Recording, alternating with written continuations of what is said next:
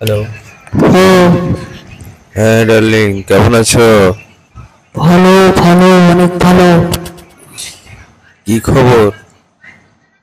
এই খবর তেমন ভালো না, শরীরে ব্যথা আর ব্যথা নড়তে পারতেছি না রে ভাই। প্রোডাকশন বেশি হয়ে গেছে নাকি? সেটাই তো বুঝতে পারতেছি না, বেশি হয়ে গেলো নাকি।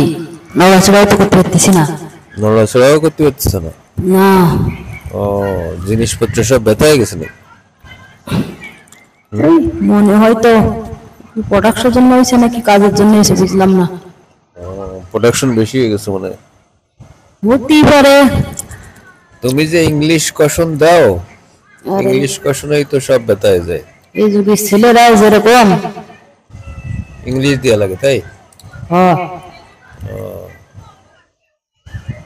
তো তোমার সামনের জিনিসগুলো কি ব্যথা হয়ে গেছে?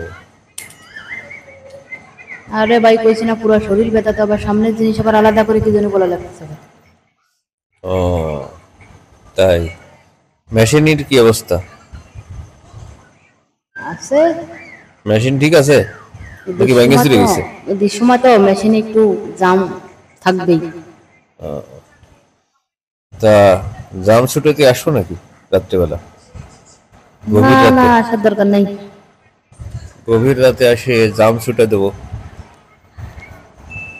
তাহলে তো মেশিন এমনি বেতাতে নাড়াতে হতেছি না, তারপরে তো মরেই যাবো মনে হয়।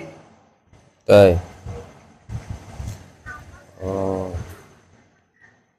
মেশিন মেশিন ঠিক মতো চালাচ্ছ না আর কি। মেশিন চালালে তো জাম টাম থাকতো না। ও হুম। ও, তা আমার জন্য একটা কাজ করা যাবে? কি কাজ? ওই একটা বেতার ওষুধ বা আর একটা নাফা এনে দিয়ে যাবে আমারে ভাই। তাই?